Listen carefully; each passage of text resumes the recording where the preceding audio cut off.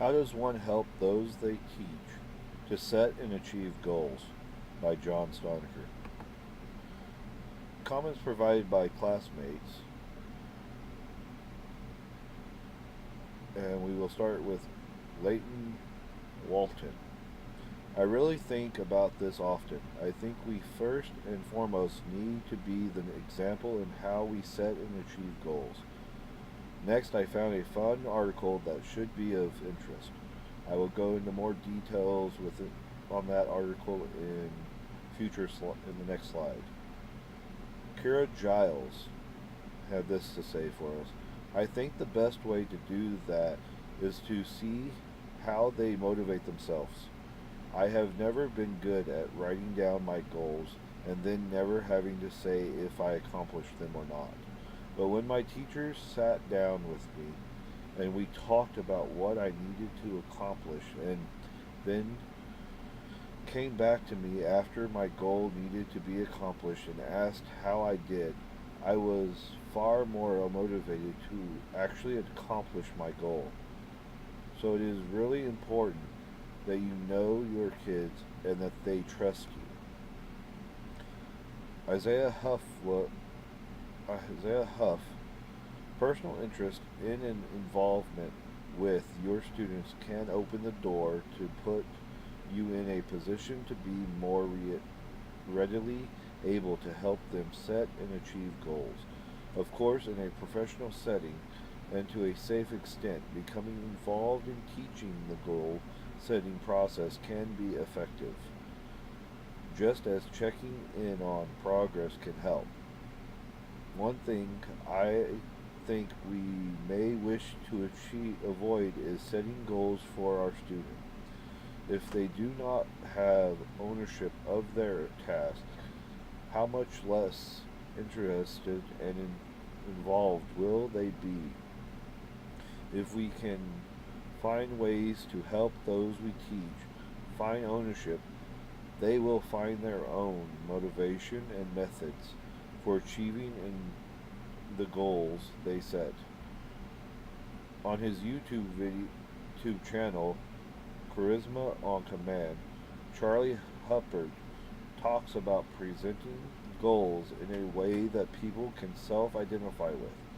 If what you want them to do is presented as being in line with what they already want and who they already believe themselves to be, people will be much more willing to integrate your ideas into their lifestyle. The opposite would be to try to force your idea down their throat and get them to do what you want, which they will reject for the preservation of their own free will.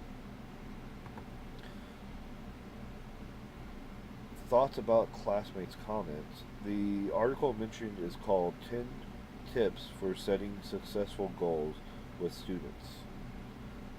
The 10 tips are: use verbal noun structure, plan strategically and tactically, recognize when help is needed, stop and reassess, review actions plans regularly, include a timeline, identify obstacles to success, include parents and families, aim for progress, not perfection, and of course, have fun. As to the YouTube video, I have had the chance to watch the video and there is some good information on it. And if you would like to check it out, it will be very helpful. Here are the links to check out the article 10 tips for setting successful goals with students and the YouTube video. As to some other sources that I was able to find, in the book Perspectives in the History and Philosophy of Education, Letters to Christina and Pedagogy of the Oppressed by Paula Freire on page 248. Students, as they are increasingly posed with problems relating to themselves in the world and with the world, will feel increasingly challenged and obliged to respond to that challenge because they apprehend the challenge as interrelated to other problems within a total context, not as a theoretical question. The resulting comprehension tends to be increasingly critical and thus constantly less alienating. Their response to the challenge evokes new challenges, followed by new understanding, and gradually the students come to regard themselves as committed. A talk that I found by Elder Robert D. Hales called Fulfilling Our Duty to God. It is important that we know what we are trying to achieve in life. You will have a clear understanding of who you are. You will be accountable for your actions. You will take responsibility for the conduct of your life, and you will be able to set goals so that you might achieve what you were sent to earth to achieve. Our plea is that you strive to do your very best. The choices you make today will directly influence the number and kinds of opportunities you will have in the future. Each daily decision will either limit or broaden your opportunities. As you make righteous decisions during this preparatory period, you will be ready to make righteous decisions in the future.